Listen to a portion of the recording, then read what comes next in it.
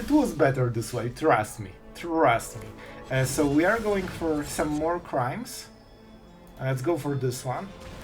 Alright, I didn't want to lose the virtue part. I knew there's a reason. That's the play. It's a hard choice. He doesn't want to sacrifice Danik. Oh man, they actually went with this. I'm casting it. I'll cast it. That means we don't really lose anything. So I guess we want to keep this one, because then the other one goes into the graveyard. And this is such a weird interaction. And then we get Tinybones probably. We replay this one. Man, this deck is amazing.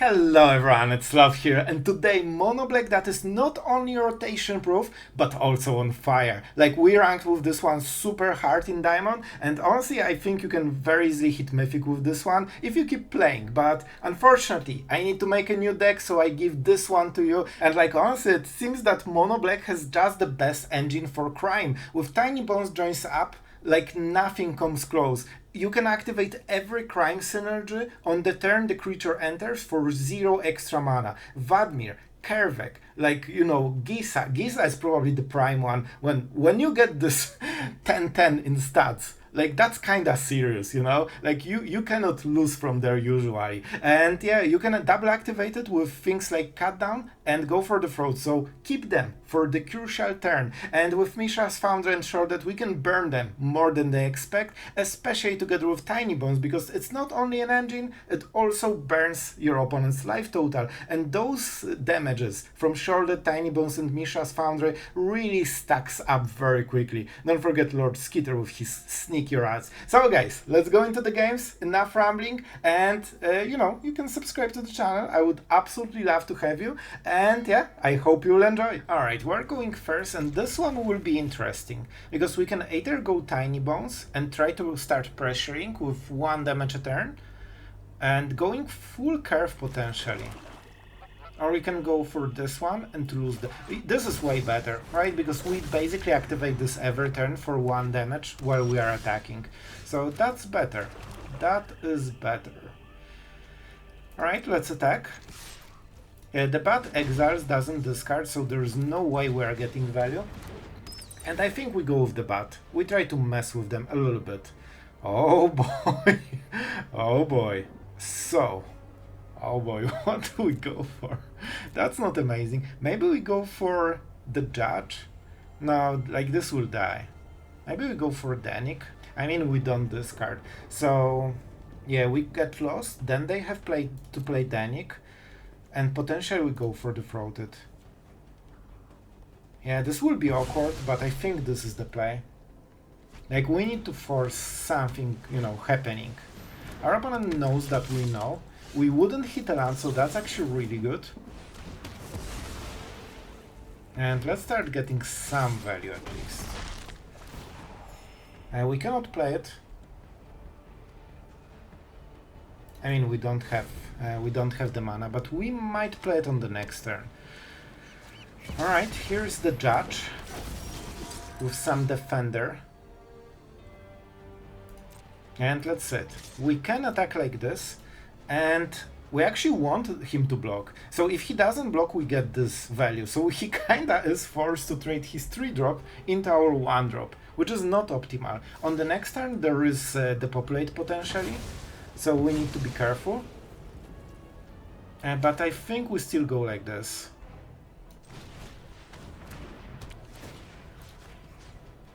Let's get some card advantage. Not really advantage, but, you know, we force a discard. And even a land is something. So I think this will be enough to force a Depopulate. And then we need to draw a land into Lord Skitter, and we should be absolutely golden.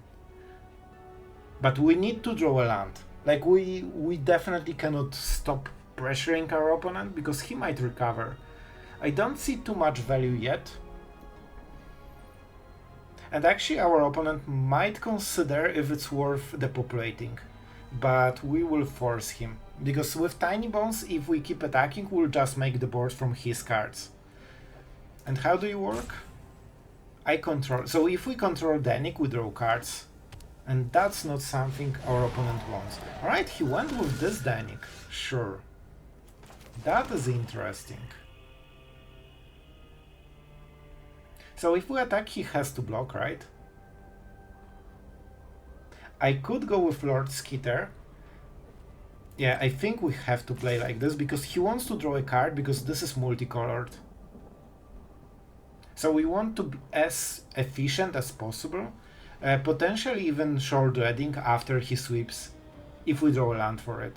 Otherwise we just go Kaervek and we try to crime as much as possible so we can replay our whole, you know, graveyard basically. That's the play. It's a hard choice. He doesn't want to sacrifice Danik. Oh man, they actually went with this. I'm casting it. I'll cast it. That means we don't really lose anything. He will draw a card, he will sweep the board, but then we can repopulate it after it was depopulated. Only 2 cards after that. I mean 3, because he will draw 1. Alright, fair. And he will get lost, so even 1 more. But those are some map tokens, potentially. We know the creature will die, and we get some extra damage here. I could hit myself, because that gives me more with Kaervek. I think it's worth it, because we mill card. See? We have Kaervek into Kaervek. Let's go. We don't have any more Tinybones, so let's go for the Judge. This seems to be his win con. I know, I've played this kind of deck very long time ago. Here's your honk. Right, that's it. If they get lost, that opens potentially Sheoldred, or maybe you just go Kaervek. We'll see.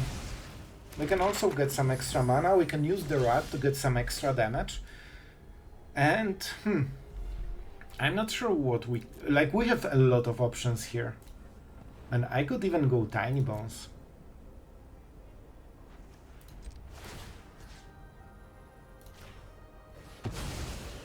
Like, we know he will have priority, right? But we don't know if that's a land. I will take it, I think. No, we can get it in the graveyard. And I mean, let's pressure. If our opponent counters this, he cannot play anything else. Like, he has... Yeah, he cannot memory rush or anything. Alright. So that means we are drawing cards and we are dealing damage. So our opponent will be at 8, which is not perfect for him. And he needs to start answering those creatures. So it's not easy, but we are pressuring him pretty nicely. And let's get 1 more card, right? It actually is a good play. We just drew Vadmir in a way. And let's draw some cards. Okay, this is good. This is exactly what I was thinking about. Do we want the card? Yeah, let's force him. A cut down. Man, that was a fully dead draw. Like, we are kinda drawing a lot of cards just by using our graveyard.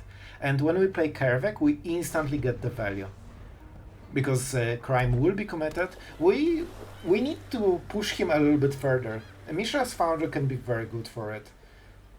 Like, we need to keep playing creatures every single turn, and he only has 4 cards. He cannot memory rush because he dies.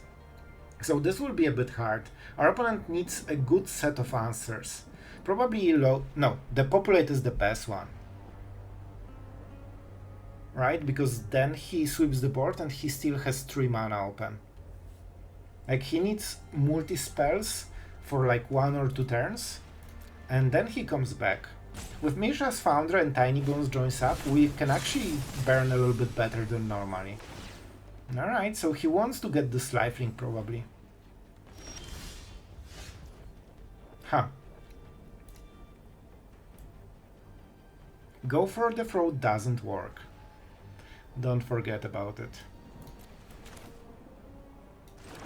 I think we go like this and see the reaction. Because we can actually get a lot of cards with this. And a lot of damage. Maybe I should try to, you know, bait him. Maybe he would take the damage, but I don't think that's the best play. And maybe we'll get something, so... Yeah, I'm not super scared about my life total right now. Let's go Tinybones Joins Up. This is 1 mana that enables more stuff. And I think we'll stop milling from now on. Like, I don't want to get too low. Alright, let's see it. I mean, this is a choice. If our opponent wants to Emperor, he cannot play anything else. And that's awkward for him. If he plays anything else, that means no Emperor. And if we attacked into Emperor, like, that would be so bad. Alright, let's pay.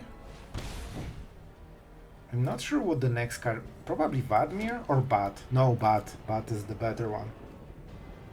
So I guess we want to keep this one, because then the other one goes into the graveyard. And this is such a weird interaction. And now we can mill again, right? And then we get Tinybones probably. We replayed this one. Man, this deck is amazing. We get all those effects on the stack, right? So he will actually have to discard a lot of cards. And now it doesn't matter. Alright, listen. You need to discard. And we have one chorus mana. Can I use mana? You may cast the copy. No. No. So I think we chill. At least for this turn. So we submit 0. If I had one extra land, I would play, of course, the Bat, which would be amazing. And our opponent will be at 0 cards probably after this turn. Jace, and I think the last card will be the Emperor, and he will play her. Lockdown. Alright, so now we need to make a decision. Because if this is an Emperor and we attack, that's bad. That's really bad. So how do we use Sheoldred? I think we attack on the next turn, honestly. I think it's an Emperor. I think they are waiting. Oh, that was a march. Alright. Alright, so they can cast they're at the mercy of top decks, man. They can lifelink 3. But then we can play Sheoldred, and Nelly for sure will deal some good damage. And when we attack, that's a lot. So if they go for lifelink, they cannot Vigilance. Alright. That's fine, that's fine. When we play Sheoldred, we can... Oh man, this is a good one. We cannot Mishra's Foundry, so let's go for this mana. And let's see what happens. They only drew one card. They want to cast Memory Dirge and refill, and we'll make it as hard as possible. Alright. And we can get the Bat, right? We have 2 mana. Alright, this is important choice. So we can discard their hand. We can go with the Bat, which is a bit worse if they have removal or what. No, against removal not, but against the sweeper that's bad. I think they want to Memory Dirge at the last moment. So what is better then? Probably a Bat. Also it has lifelink, right? So it can help us to recover. I guess Vadmir will deal 1 extra damage, but I want to get the last card.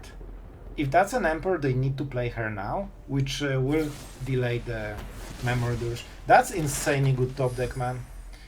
They absolutely love this. I don't have the mana, so I need to submit 0. That's not amazing, but at least we know exactly. Like, they got insanely good top deck, but that's kinda it. They need to trade here, and they cannot threaten us, so I think we'll win. Like, this is a force block. They can make a Mirex token, but it cannot block. So they definitely didn't want to do this block. But we have them on the ropes, even with this draw. And if that was a land, they would be out. Yep. So when they cast Memory Dirge, they will get the answer, but they won't be able to cast it. And with Sheoldred and Mishra's Foundry, probably we'll draw either a land or something that isn't a land, and that means we can activate the Foundry, play Sheoldred, and that will be lethal in multiple ways. Man, we had them on the ropes. that was a very cool game. Alright, let's see it. This is an interesting opening. We probably want to save the cut down when Vadmir is in the battlefield. Red. Not loving this one. Maybe we wait until he taps. Let's check. That's not play with fire. So we can on the next turn we can just go Vadmir, right? But if we do it now, we can do it twice. What the hell, man? All right. I thought he somehow had a card that removes only creatures, like Torch the Tower would react like this. So we need to go here with the bat. We trigger once, then we go cut down, and we trigger twice. We need to be smart about it, but we'll know his full hand, right? So he wants to play the fugitive, right? How do you really work adventure? You may cast this card as an adventure after you do exile it. Alright, I think we will go with the Codebreaker, right? We should have enough time. They can get card advantage. But I think we go like this. I want them to cast this into this whenever you cast. And that is already... Like, when you get to lifelink stage and 6-6, you win the game after one hit. Alright. I hope it's not, something that messes our game plan, but it should be great. Alright, they're going with the slick shot. They are kinda prepared for what we have, but on the other side we are also pretty prepared. With all the removal, and now we are lifelinking already. 4 damage a turn, not too shabby. Even Mono Red has to respect it. That's actually a cool mountain. Props to our opponent. The honk. The honk of removal. So they want to go this. Oh my god, this would be insane. So they want even more cards. We cannot tap this game. Like, if we tap, we die. But on the bright side, we are lifelinking every turn, so it will get harder to kill us. So our opponent is actually playing very, very smart. They know that they need the maximum mana and they want to overwhelm us. And everything that, is 0 mana definitely helps with it. They're playing extremely well. Like, this is exactly how you want to play the deck, and you can punish someone who isn't very good at drawing lands, because they scale every turn and we don't. We need to be very smart about the cut down. So, if we cast cut down right now, they cast monster straight on the same creature. Alright, so we need to be smart about it. Anger.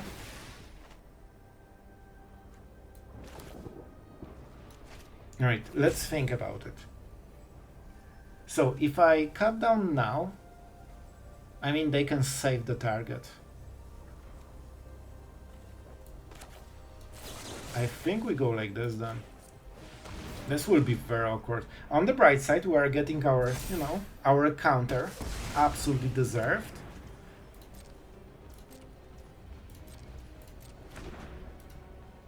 And they will... Man, they actually... Oh, this land is huge. Because now they can go around cut down. If they didn't have this land, or they didn't hit Kumano, they wouldn't be able to pump around it. I don't think they can kill us, but now we cannot remove anything. We still get the priority because of the bat, but... Man, bat always gets me. Alright. You know what? I'll take it. With this, they kinda identified that this is a cut down, but on the bright side... Man, will I never draw a land? That's kinda like... Why am I at 7? What? Right, I actually cannot attack. So we missed 2 or 3 land drops. Our mono-red opponent doubles us in mana, even though they play less. And for this reason, we cannot Liliana into removal. We would Liliana, -2, kill this, then go for the throw this, and they cannot win. But if you get mana screwed, they absolutely can. We need to wait. That's not great. I mean, I could double counter if I main face one of them. But I kinda want to get them 2 for 1. And they only have 1 spell that pumps, so I think we can do it. I think they cannot really attack for more than 2. And we'll be patient. They should play the goblin, right? So they were considering going for these guys, but they decided against it. Alright, so it doesn't really matter. Let's go for this one. I mean, this is only 4 damage. That's not good enough. That's not good enough. Alright.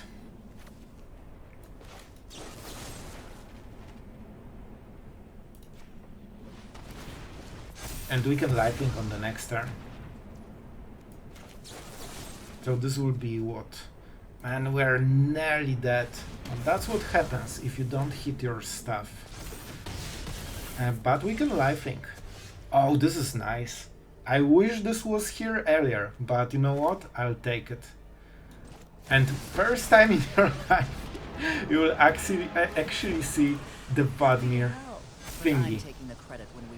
And it's so late. I hope we have time. And they should probably sacrifice the fugitive, because if they don't draw a buff spell, they lose anyway, right? And ladies and gentlemen, this is the draw. This will decide the game. If that's a Monstrous Rage or Anger, I think they win. Well, Lightning Strike. Well, Lightning Strike would also do it.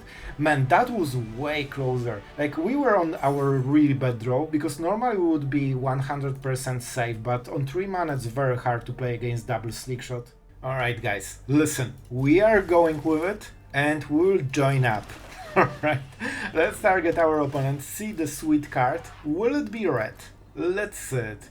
I'm not sure, definitely doesn't feel like it, but you never know. And man, I'm always so excited for Vadmir on turn 2. Like this, the value from this card is huge. And we go into Lord Skitter. Our opponent needs to act. Haha. Here's your honk for the day. And here's the discard. I mean, honestly, this is probably not an easy decision, so we are playing against Boros. How could we know? Alright. So if they discarded Gleeful Demolition, that's kinda weird. I would assume they probably have to then. But let's get some value with Vadmir.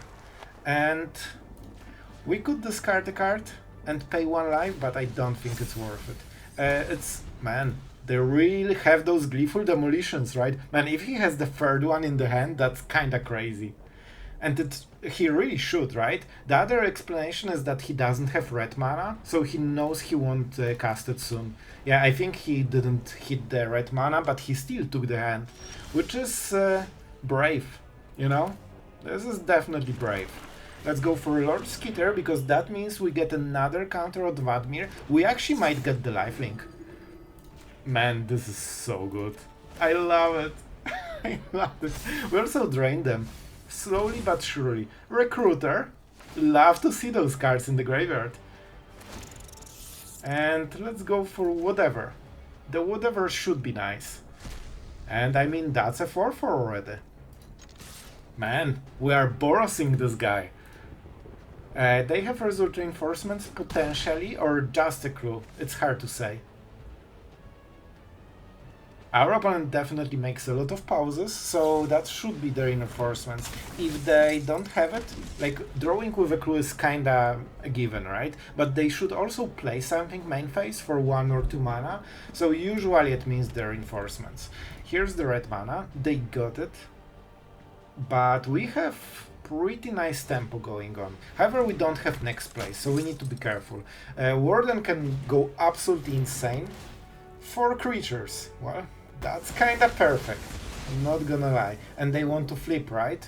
They usually do. But that means they need to sacrifice 1 creature, which is a good deal, honestly. And then we go Vadmir to go for the throat. If they want to tap, they cannot attack with 3 and flip this. Alright, so they might try to go for flying.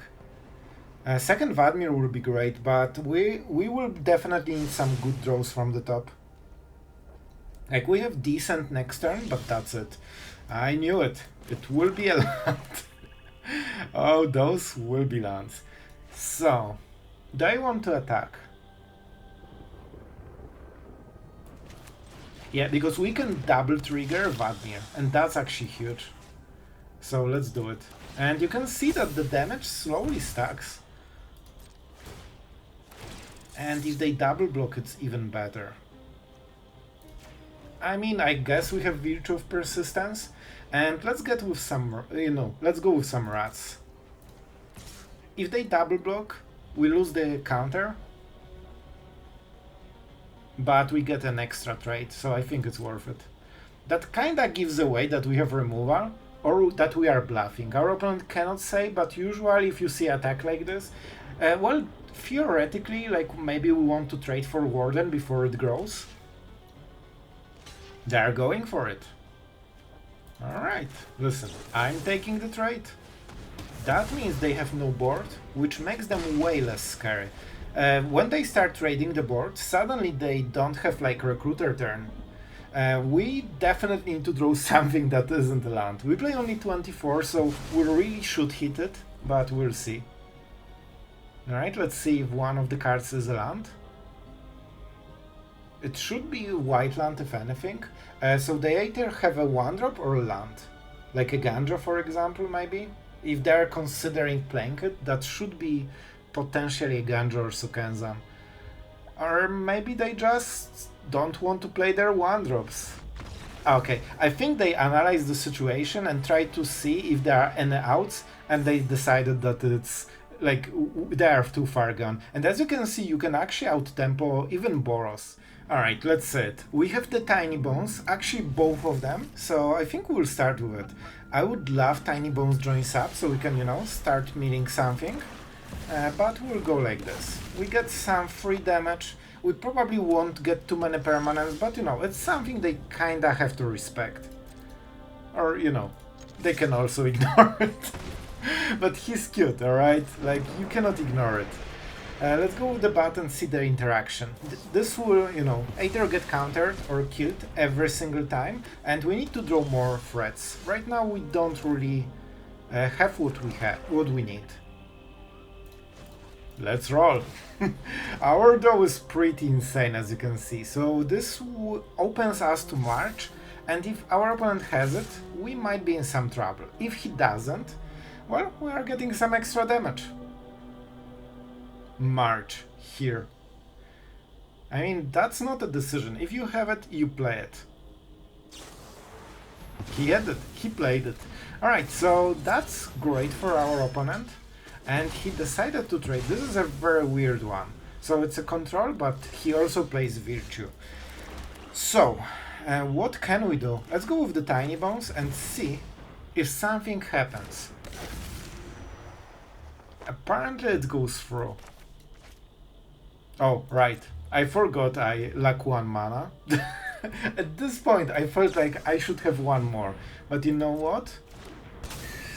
So this is a great target for Virtue, but I actually will go for this. So this is not a control deck, it's like mid-range. A very weird mid-range. Alright. Man, now the Tinybones is actually doing stuff. There is a chance for another Virtue, but there is not much we can do about that one. So we will try to play Liliana and try to, get the rest. Man, he's really insanely good at magic. What can I say? Our opponent had answer at literally every point in the game. Let's see if he has another one. Alright, Interceptor. So that's something he wants to pump, right? I mean, this could be interesting. Let's see the play. We start with Gisa, and we see what happens. Alright, then it means we target. So I actually will go with this. Just because... moment. I will tell you in a second. Emperor, alright. But we already have some value.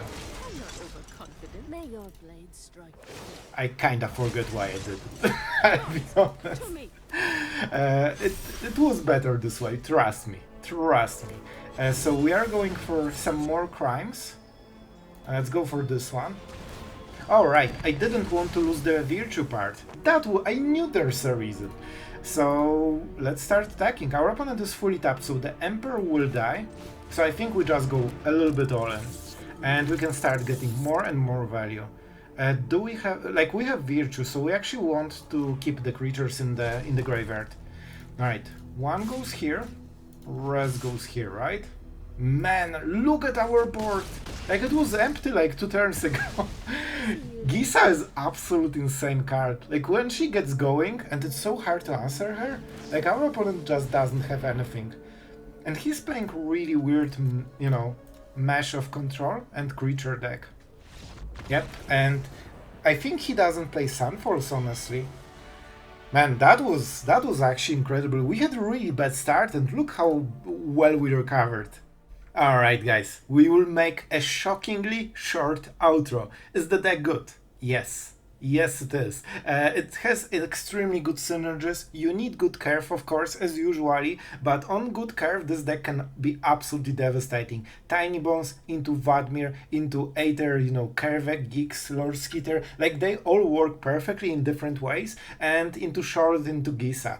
Late game, you can even go Virtue and go crazy. On turn 1, when you have Tinybones, sometimes, you can actually try to mill their cards, so you get some fodder in the graveyard, so you can cast it for free. So the deck is actually surprisingly fun, on top of being extremely powerful. So yeah, honestly, I've never seen anyone use Mishra Foundry with the crime deck for mono black, but I think it's actually a perfect synergy. Usually they're at, you know, 2 or 3 life, and you just need this last one push with Sheoldred, Mishra's Foundry, and trying to cast as many legendaries as possible for this extra damage, and it usually does the trick. Especially, don't forget, you can use Kaervek, so even if you have legendary in the board, you can still cast another one from the graveyard, and you lose 2 life, they lose 1 life. It's a good trade if you're at 20 and they're at 3. So don't forget that this deck is surprisingly lethal. And yeah, it has a crime. Like, crime is cool. At least in Magic. Alright.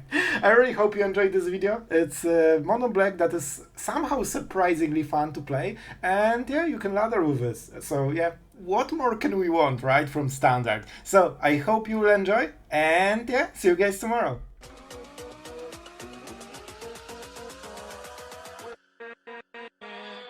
With